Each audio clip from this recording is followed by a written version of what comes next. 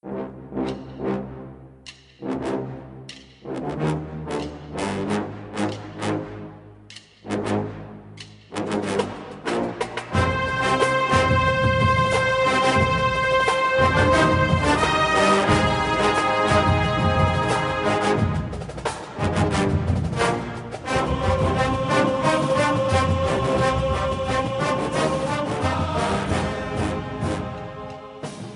morning, Bucknutters. Welcome to the Bucknuts Morning 5 here on Monday, February 8th, 2016. I am Dave Biddle, and I am joined by the People's Champ, Matt Baxendell.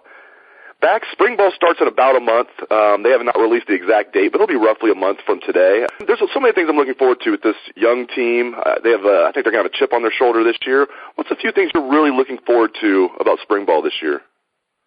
Well, first of all, I think this is going to be the most exciting spring football we've had in a very, very long time just because of how many open positions there are.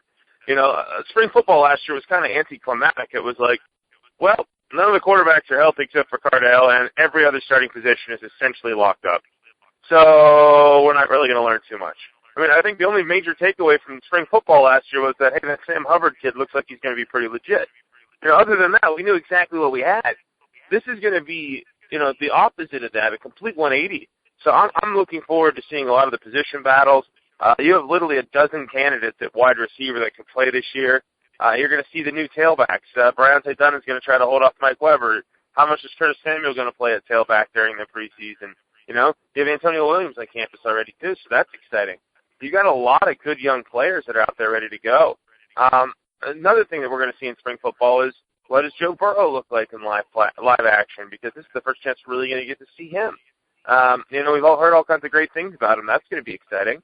So this is going to be just an exciting spring football across the board because let's face it here, you've got every position group wide open essentially outside of starting quarterback. And that's for spring football-wise, that's about as exciting as it gets. I think you hit on all the high points there. One guy specifically I'm looking forward to seeing is Torrance Gibson, a guy that, you know, this is a big year for him, even though he's only a redshirt freshman. A guy that talented, if he doesn't play for 2 straight years, like if he barely sees the field this year, that's not good. I think he could be a breakout player this fall, or, you know, it could go the other way. And, you know, I'm leaning toward the former. I think he's going to be a breakout player, so I'm really looking forward to see what Torrance Gibson can do this spring.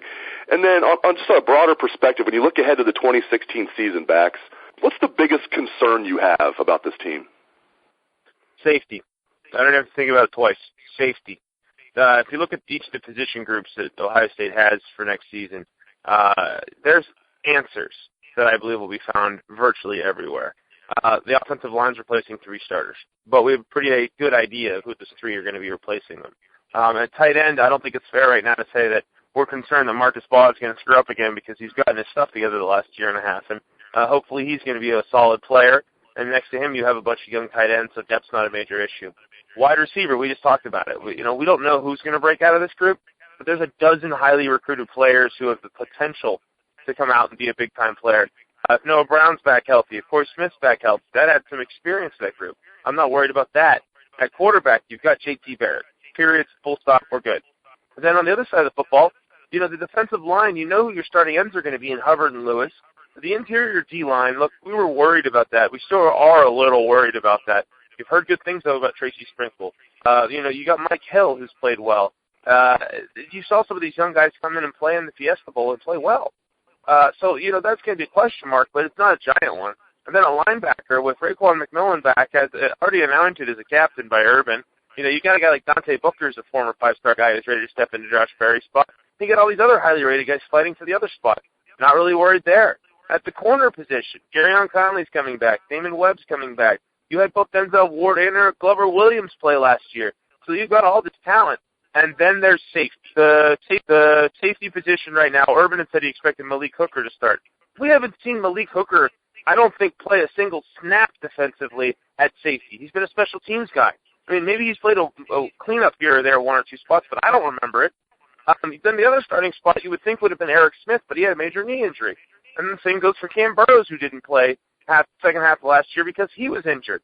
So do you talk about now maybe having to shift a guy like Damon Webb to safety because you're not sure what's going on there? Do you talk about a guy like Jordan Fuller maybe coming in and playing at safety as a freshman? All these are major concerns to me because let's not forget, too, I still am a little scarred by the mental image of Christian Bryant being injured in the 2013 season and Pitt Brown being way out of position as a starting safety, costing the Buckeyes repeatedly. Safety is a massive concern because the guys that are supposed to play there have literally no experience and or are coming off major injuries, and there's not a lot of them. It's not like wide receiver where you have a dozen candidates. You're pretty sure you're going to find a couple. I'm very concerned about the safety position. I will be watching that position with extremely great interest in the spring because that's a spot Ohio State has to find the answers for, and right now I'm not sure what any of them are. You touched on Joe Burrow earlier. I think this is going to be a fun battle to follow in the fall between Joe Burrow and Dwayne Haskins. Urban Meyer even mentioned it. He came right out and said Joey Burrow is our backup quarterback, but he expects Dwayne Haskins to give him a very good battle for the job this fall. I tend to think Burrow's going to win the job and Haskins will redshirt. It won't shock me if Haskins, beats out Burrow, but I think, as we sit here right now, I think Burrow will win that job. I might feel different about it, Bax, if Haskins was here for spring ball, but I think Burrow's probably going to hold on to that backup job, and they're going to try and redshirt Haskins. Your thoughts?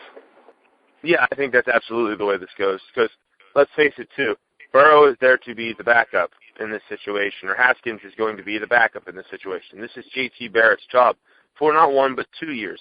So there really doesn't make a lot of sense of rushing Haskins onto the field as a true freshman when he's only going to be there in cleanup time, whereas Burrow is already redshirted. So, just from a logistical perspective, Haskins is running behind. Ben Haskins hasn't arrived on campus yet. Burrow's already been there. And let's face it, it's not like Joe Burrow's a slouch. They would not have moved Torrance Gibson away from quarterback if they didn't have a lot of faith in where Joe Burrow was going to be as a quarterback of the future. And if anybody watched Burrow in high school, they know what the skill set that he brings to the table is. Tom Herman essentially called him Alex Smith. And that's quite the compliment, knowing what Alex Smith did in Urban Meyer's offense. You have to look at this with Joe Burrow, too, is that he's a coach's kid. So the preparation aspect of things, I think it's been ingrained into him before he got to Ohio State. So on a number of levels, Haskins is behind. And that doesn't mean Haskins isn't going to be a very good college player. But a guy like Joe Burrow is already there. He's already going to be the guy who knows the system. He's already kind of got the respect of his teammates. Haskins has a lot of work to do just getting through being a normal freshman. Who knows what it's going to be like for him adjusting to campus, too, when he gets there this summer. I would be very surprised if Joey Burrow wasn't the backup quarterback this year. I don't want to say that it's not set in stone. You don't ever rule anything out because we've seen plenty of instances in the past where kids show up on campus and play right away. But quarterback coming in the middle, in June to be able to be competing with a guy like Joe Burrow who's been there for a year and is a pretty darn good player in his own right, I don't see it happening. As of right now, I think the lineup is very clear of J.T. Barrett 1, Joe Burrow 2, Collier 3, and Haskins redshirting. If it's different than that as the quarterback position this fall, I would be very surprised in the depth chart. I love this quarterback situation for the Buckeyes. The depth, the talent. You have a starter in J.T. Barrett who's going to be on the short list of Heisman candidates. He was as a redshirt freshman. How's he going to be as a fourth-year junior? Even better. Joe Burrow, couldn't be any higher on him. Dwayne Haskins getting a talent like him. They are just set for the present and the future at the most important position on the field. And before I let you go, the Super Bowl last night, the Denver Broncos with the upset 24-10. I think the underdogs won like 7 of the last 9 Super Bowls. The former Buckeyes, 5 former Buckeyes in this game, Bradley Roby played well for the Broncos. Jeff Hireman will also get a ring. So really technically 6 Buckeyes were part of the Super Bowl. 5 played in the game. And for the Panthers, they had 4. They had Andrew Norwell starting at left guard, Kurt Coleman starting at safety, and then Corey Brown and Ted Ginn Jr. starting at wide receiver. Philly Brown had 4 receptions for 80 yards. Teddy Ginn, 4 receptions, 74 yards. So, Bax, I was rooting for the Panthers coming into the game just because of all the Buckeyes. I'm watching this game, and it didn't bother me that the Broncos won. It's not like I'm a Peyton Manning hater. It wasn't that great of a game, but just your thoughts on the Super Bowl. Well, first of all, my perspective coming into this game, I think, was we both said this on Friday, was, hey, we think the Panthers are going to win. There's more Buckeyes than the Panthers, so go Panthers. But if Peyton Manning goes out as a Super Bowl champion, then that's a pretty exciting end to a guy who you can argue is the greatest quarterback to ever play the game. So I think having looked at Manning in this game, he's certainly not that player anymore. It's a shell of himself. But that Broncos defense was excellent.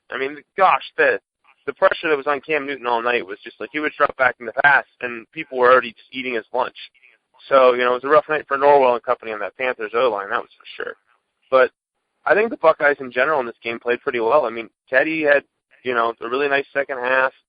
Philly Brown had a good game before he went out with the concussion protocol. This is an outcome that, I'm not upset about. I mean, like I said, I don't really hate the Broncos, even though they knocked my Steelers out. I'll sit here and talk about how the Steelers could have been the Super Bowl chance with Antonio Brown healthy, but that's a story for a different day. In the end, this is a fitting end of the season, and it's one of those rare feel-good stories you have. Normally when you have a veteran quarterback who doesn't have all of his abilities anymore, they get Dan Marino'd, and by that I mean they lose their last playoff game by 50 points. In this instance, Peyton Manning managed to hold it together and not make enough mistakes to undermine a defense that was playing at an elite level. And maybe this will humble Cam Newton a little bit too, because he's gone out there and he's been a big story all year with the way he's been playing. And then after the game at his press conference, he kind of ran off after about 2 minutes. So maybe that'll give him a little more perspective about what it takes to really get over that hump to become a champion.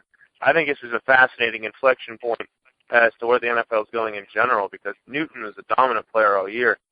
Man, that defense, nobody really talked about the Broncos defense as being anything more than, they're the number one defense this year. They're very good.